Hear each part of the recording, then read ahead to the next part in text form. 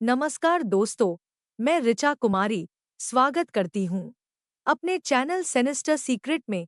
आज मैं आप लोगों के लिए एक नई कहानी लेकर आई हूँ। कहानी अच्छी लगे तो आप हमारे चैनल को लाइक, कमेंट, सब्सक्राइब करें।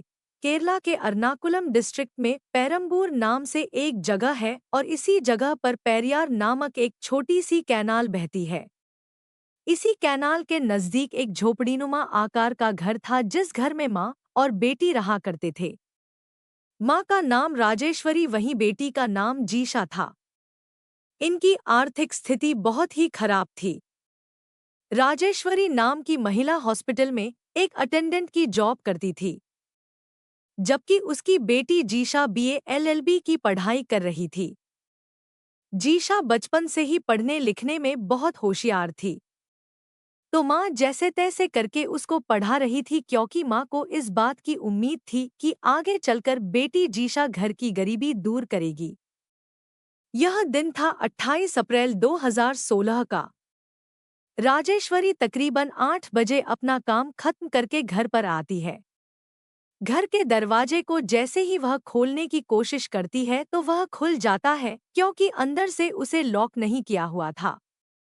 उस वक्त लाइट नहीं आ रही थी तो घर में चारों तरफ अंधेरा हो रखा था। जैसे तैसे करके वह घर का लालटेन जलाती है, लेकिन घर में जैसे ही रोशनी होती है, घर का नजारा देखकर राजेश्वरी नाम की इस महिला के मुंह से चीख निकल जाती है और यह दौड़ते हुए घर से बाहर आती है। दरअसल घर में वह देखती है कि उसकी बेटी जीशा फर्श पर नग्न अवस्था में पड़ी हुई है। चारों तरफ खून ही खून फैला हुआ है, यानी किसी ने बहुत तेज धारदार हथियार से राजेश्वरी की बेटी जिशा की हत्या कर दी थी। अब उसकी आवाज सुनकर पड़ोस में रहने वाला एक व्यक्ति टॉर्च लेकर वहां पर आता है। जैसे ही घर में वो टॉर्च से देखता है तो उसके भी पैरों तले जमीन खिसक जाती है और बिना देरी किए वो एर्नाकुलम पुलिस को इस बात की सूचना देता है। कुछ देर बाद पुलिस भी वहां पर पहुंच जाती है। बॉडी को पोस्टमार्टम के लिए भेज दिया जाता है। साथ ही टेक्निकल टीम और जो फॉरेंसिक टीम है उसको भी बुला लिया जाता है और इस केस की छानबीन शुरू कर दी जाती है। अब पुलिस ने क्राइम सीन को जब इन्वेस्टिगेट किया तो वहां से पुलिस को एक धारदार चाकू, एक शराब की बोतल भी मिलती है। जीशा की बॉडी को पोस्टमार्टम के लिए भेजा गया था। उसकी रिपोर्ट्स भी आ जाती है और पोस्टमार्टम रिपोर्ट आने के बाद पुलिस भी हैरान रह जाती है। दरअसल जीशा को जबरदस्ती शराब भी पिलाई गई थी। उसके शरीर पर 38 बार चाकू से हमला किया गया था। उसे इतनी बुरी तरह से मारा गया था कि उसके इंटेस्टाइन तक शरीर से बाहर आ गई थी। उसके प्राइवेट पार्ट पर भी चाकू से हमला किया गया था और उसे मारने से पहले उसके साथ दुष्कर्म भी किया गया था। यानी कि सीधा सीधा यह दुष्कर्म और हत्या का मामला था। पुलिस इसकी छानबीन शुरू कर देती है, लेकिन इस केस में ज्यादा ग्रोथ देखने को नहीं मिलती है, क्योंकि उस वक्त पर केरला में इलेक्शन का दौर चल रहा था। कुछ हफ्तों के बाद वहां पर इलेक्शन होने थे, तो पुलिस नहीं चाहती थी कि इलेक्शन से पहले इतना ब्रूटल केस बाहर आए। इसीलिए पुलिस इस केस को दबाने की कोशिश करती है। इसकी इन्वेस्टिगेशन भी बहुत सीरियसली स्टार्ट नहीं होती है। अब एक हफ्ते तक इस केस में कोई भी ग्रोथ नहीं होती है। पुलिस कोई छानबीन भी नहीं करती है। लेकिन एक हफ्ते के बाद किसी तरीके से अपोजिशन पार्टी के लीडर्स को इस केस के बारे में मालूम चल जाता है और वहीं से यह बात मीडिया तक पहुंच जाती है। जैसे ही इस केस के बारे में मीडिया में खबर फैलती है तो आग की तरह ये केस पूरे इलाके में वायरल हो जाता है। अपोजिशन पार्टी के लीडर्स कुछ लोगों के साथ सड़कों पर उतर आते हैं। उनका कहना था कि रूलिंग पार्टी के होते हुए इतना ब्रूटल केस हो गया जिसको दबाने की भी कोशिश की जा रही थी। तो फाइनली इस केस की जो इन्वेस्टिगेशन है वो पुलिस अब सीरियसली स्टार्ट करती है। एसआईटी का गठन कर दिया जाता है। सबसे पहले एविडेंसेस को जुटाया जाता है। पुलिस के पास एक शराब की बोतल थी जिसके ऊपर कुछ फिंगरप्रिंट मिले थे। यह फिंगरप्रिंट कातिल के ही थे। वहां से जो चाकू मिला था उसके ऊपर भी फिंगरप्रिंट मिले थे जो मैच कर रहे थे शराब की बोतल से। साथ ही जिशा के नाखूनों से स्किन के कुछ सैंपल यानी कि डीएनए सैंपल्स भी मिले थे। पुलिस के पास काफी एविडेंस थे। उन्हें किसी भी तरीके से बस कातिल का पता लगाना था। अब पुलिस सबसे पहले जीशा की मां राजेश्वरी से उन लोगों की लिस्ट बनवाती है जिनके ऊपर भी उसे शक हो। राजेश्वरी पुलिस को काफी लंबी लिस्ट बनाकर देती है जिसमें गांव के कुछ लोग शामिल थे जो उनकी झोपड़ी को उस कनाल के पास से हटवाना चाहते थे क्योंकि वो एक सरकारी जमीन थी और उस सरकारी जमीन पर जैसे तैसे राजेश्वरी अपनी बेटी के साथ रह रही थी। तो यहाँ पर कुछ नाम सामने आते हैं। कुछ एक दो लड़कों के नाम सामने आते हैं जिसके साथ जीशा का कॉलेज में झगड़ा हुआ था जो जीशा का पीछा वगैरह करते थे। साथ ही जीशा की बड़ी बहन का जो पति है उसके ऊपर भी राजेश्वरी अपना शक जताती है क्योंकि वो जीशा की बड़ी बहन को परेशान करता था तो जीशा कई बार उसे उल्टा सीधा बोल देती थी। कुल मिलाकर एक लंबी लिस्ट पुलिस के हाथों में आ जाती है और पुलिस बारी बारी से सभी को इन्वेस्टिगेट करना शुरू करती है। उन सभी लोगों से पूछताछ होती है जिस दिन यह कांड हुआ वो कहाँ थे। साथ ही उनके डीएनए सैंपल, उनके फिंगरप्रिंट भी मैच किए जाते हैं। लेकिन यहाँ पर इतनी बड़ी जांच करने के बावजूद भी 8 से 10 लोगों को शक के दायरे में लेने के बावजूद भी ना तो किसी के फिंगरप्रिंट मैच करते हैं और ना ही कोई भी शक के घेरे में आता है। अब क्योंकि अपोजिशन लीडर्स के चलते इस केस का प्रेशर पुलिस के ऊपर बहुत ज्यादा था, तो पुलिस यहाँ पर बारीकी से जांच शुरू करती है। सबसे पहले पुलिस गांव के लोगों से बात करती है या जहां पर उनका यह घर था उसके आसपास जितने भी लोग थे उन सभी से बात करती है। यहाँ पर पुलिस को एक आई विटनेस मिल जाता है। एक लेडी पुलिस को यह बताती है कि 28 अप्रैल जब यह पूरा कांड हुआ उस दिन शाम के समय इसने एक येलो टी शर्ट और ब्लैक चप्पल पहने एक लड़के को आसपास घूमते हुए देखा था। पुलिस अब उसकी तलाश में लग जाती है लेकिन इस तरह का कोई भी लड़का गांव में नहीं मिलता है। अब पुलिस यहाँ पर जो शराब जीशा के पास से मिली थी उस बोतल को लेती है और गांव में जितने भी लोग शराब पीते थे उनकी एक लिस्ट बनाती है। कौन कौन व्यक्ति इस ब्रांड की शराब पीता है उन सभी की छानबीन शुरू की जाती है। मास लेवल पर फिंगरप्रिंट स्कैनिंग की जाती है लेकिन यहाँ पर भी पुलिस के हाथ बिल्कुल खाली थे। पुलिस को कोई भी व्यक्ति ऐसा नहीं मिलता है जिसके फिंगरप्रिंट उस बॉटल के फिंगरप्रिंट से मैच करते हो। अब छानबीन का दायरा थोड़ा और बढ़ाने पर पुलिस को एक और आई विटनेस मिलता है। यह एक व्यक्ति था जिसका कहना था कि उसने उस येलो टी शर्ट वाले लड़के को देखा था जो जीशा के घर के आसपास घूम रहा था। उस वक्त मैं अपने खेत में ही काम कर रहा था। साथ ही यह व्यक्ति पुलिस को उस लड़के का गांव का एड्रेस भी बता देता है। पुलिस को ऐसा लगता है कि केस सॉल्व हो गया है। पुलिस बिना देरी किए उस एड्रेस पर जाती है तो वह लड़का अपने घर से फरार था।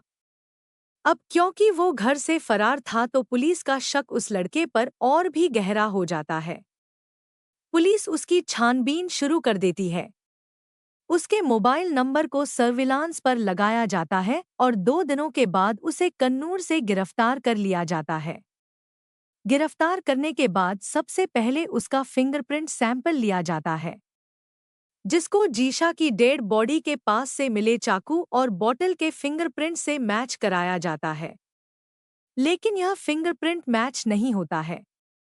पुलिस उसके बाद सख्ती से इस लड़के से पूछताछ भी करती है लेकिन पुलिस की जांच में यही मालूम चलता है कि इस लड़के का इस पूरे केस में कोई हाथ नहीं है, यानी कि इस लड़के को क्लीन चिट दे दी जाती है।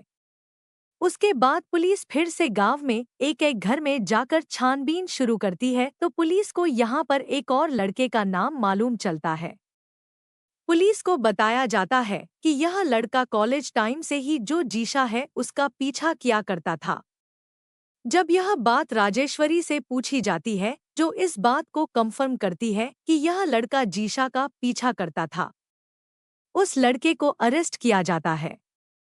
उसके फिंगरप्रिंट स्कैन लिया जाता है, बट यहाँ पर भी उसके फिंगरप्रिंट मैच नहीं होते हैं। यानी कि इस लड़के को भी क्लीन चिट दे दी जाती है। अब क्योंकि एसआईटी को इस केस में कोई भी लीड नहीं मिल रही थी, इतनी इन्वेस्टिगेशन करने के बाद भी कातिल के बारे में कुछ भी मालूम नहीं चल रहा था। अपोजिशन पार्टी का भी प्रेशर था, मीडिया का भी प्रेशर था, जिसके चलते जो इन्वेस्टिगेटिंग टीम होती है उसको बदल दिया जाता है। नई इन्वेस्टिगेटिंग ऑफिसर्स को अपॉइंट किया जाता है, नई टीम बनाई जाती है। वो फिर से सारे डॉट्स को कनेक्ट करती है, अपनी छानबीन शुरू से स्टार्ट करती है और यहीं पर इस टीम को मालूम चलता है कि कुछ दिनों पहले राजेश्वरी और उसकी बेटी जीशा का गांव में ही रहने वाली एक महिला और उसके बेटे से झगड़ा हुआ था और यह झगड़ा काफी बढ़ गया था। इसकी कंप्लेंट भी जीशा ने पुलिस स्टेशन में की थी। अब पुलिस बिना देरी किए उस घर में जाती है जिनके साथ जीशा और राजेश्वरी का झगड़ा हुआ था। उस घर में जाकर पुलिस को मालूम चलता है कि वहां पर एक महिला और उसका बेटा रहता है। जिस वक्त पुलिस उस घर में पहुंचती है तो बेटा शराब पी रहा था और वो वही शराब की बोतल थी जो बोतल जीशा की डेड बॉडी के पास से मिली थी। एसआईटी को लगा कि शायद उन्हें कातिल मिल गया है। बोतल मैच हो रही है तो फिंगरप्रिंट भी मैच हो सकते हैं। पुलिस उस लड़के को भी उठा लेती है और साथ ही उसकी मां को भी पुलिस स्टेशन में लाया जाता है। पुलिस की जांच में मालूम चलता है कि इस लड़के का बड़ा भाई जिशा से प्यार करता था। वो कॉलेज में उसका पीछा करता था, जिसके बारे में जीशा ने पुलिस स्टेशन में कंप्लेंट की थी कि यह लड़का मुझे परेशान करता है और इसी के चलते उस लड़के ने अपनी जान दे दी थी। यानी कि उसने खुदकुशी कर ली थी, जिसके चलते उसके छोटे भाई ने और उसकी मां ने मिलकर राजेश्वरी और जीशा से झगड़ा किया था। पुलिस को लग रहा था कि शायद यही असली कातिल है। छोटे भाई ने बड़े भाई की मौत का बदला लेने के लिए पूरा कांड किया हो। अब उन्हें गिरफ्तार करके उनके फिंगरप्रिंट स्कैन किए जाते हैं। शराब की बोतल से मिले फिंगरप्रिंट से जब उसको मैच किया जाता है तो यहाँ पर भी पुलिस के हाथ सफलता नहीं लगती है, क्योंकि यह वाला भी फिंगरप्रिंट और डीएनए भी मैच नहीं करता है और यहाँ पर इस लड़के और उसकी मां को भी क्लीन चिट दे दी जाती है। पुलिस ने यहाँ पर एक बस ड्राइवर, आसपास काम करने वाले कुछ मजदूर, गांव के कुछ लड़के, जीशा के कॉलेज के फ्रेंड्स सभी की जांच की, लेकिन किसी का भी फिंगरप्रिंट मैच नहीं हो रहा था। कुल मिलाकर काफी समय बीतने के बाद भी पुलिस को 1% भी कामयाबी इस केस में नहीं मिली थी, जबकि यह केस मीडिया में बहुत ज्यादा हाईलाइट हो रहा था। अब ऐसे ही छानबीन चलती रही। इस केस में कई बार इन्वेस्टिगेटिंग ऑफिसर्स को बदला गया, कई बार नई टीम बनाई गई, लेकिन किसी को भी इस केस में कोई लीड नहीं मिल रही थी। अब एक दिन अचानक से ऐसा चमत्कार हुआ कि पुलिस स्टेशन में एक मजदूर आता है और वो पुलिस को कहता है कि 28 अप्रैल 2016 से उसके साथ काम करने वाला आसाम का एक मजदूर गायब है। यह 28 अप्रैल 2016 वही तारीख है जिस दिन जीशा के साथ ये पूरा कांड हुआ था और उसी दिन से एक मजदूर भी गायब था। यह जो मजदूर पुलिस स्टेशन में आया था, यह पुलिस को कहता है कि उससे पहले काफी लंबे समय से यह लड़का उसके साथ काम कर रहा था, लेकिन 28 अप्रैल 2016 से अचानक गायब हो गया और वो उसी की मिसिंग रिपोर्ट फाइल करने आया है। पुलिस उसके हुलिये के बारे में उस लड़के से पूछती है। उसका एक स्केच तैयार कराया जाता है। उसके बाद जीशा के कॉलेज से उसके घर तक बाजार के बीच में रास्ते में जितने भी सीसीटीवी कैमरे लगे थे उन सभी की रिकॉर्डिंग एक बार फिर से खंगाली जाती है। उस रिकॉर्डिंग में उन्हें देखने को मिलता है कि पीली टी शर्ट और ब्लैक चप्पल में एक लड़का जीशा का पीछा कर रहा है और यह लड़का कोई और नहीं बल्कि वही मिसिंग मजदूर था जिसकी रिपोर्ट लिखवाने उसका साथी पुलिस स्टेशन में आया था। अब यहाँ से पुलिस के अंदर फिर से एक उम्मीद जागती है कि शायद जिसे वो ढूंढ रहे हैं यही वो लड़का है, क्योंकि यह कॉलेज से घर तक दिशा का पीछा भी कर रहा था। इसने उस दिन येलो कलर की टी शर्ट और ब्लैक चप्पल भी पहनी हुई थी और यह भी उसी तारीख से गायब है। अब पुलिस इस लड़के की तलाश में लग जाती है, क्योंकि पुलिस को यह मालूम था कि यह आसाम का रहने वाला था और इसका नाम आमिर उल इस्लाम था। इसकी उम्र 24 साल थी। अब पुलिस सोचती है कि जब इतने लोगों को इन्वेस्टिगेट किया है तो एक बार इसको भी पकड़ के इन्वेस्टिगेट कर लेते हैं। इसकी छानबीन जोरों शोरों से शुरू हो जाती है। थोड़े इंतजार के बाद इसे तमिलनाडु से गिरफ्तार कर लिया जाता है। वहां पर यह एक कॉन्ट्रैक्ट बेसिस पर लेबर का काम कर रहा था। इसे गिरफ्तार करके केरला लाया जाता है।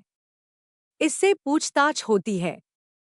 सबसे पहले इसका फिंगरप्रिंट और इसका डीएनए स्कैन किया जाता है और यहाँ पर पुलिस को पहली सफलता मिलती है। इसका फिंगरप्रिंट 100% मैच कर जाता है उस फिंगरप्रिंट से जो उस दिन जीशा की डेड बॉडी के पास से मिले थे। यानी कि यही वो व्यक्ति था जिसने जीशा के साथ दुष्कर्म करके उसकी बहुत बुरी तरह हत्या कर दी थी।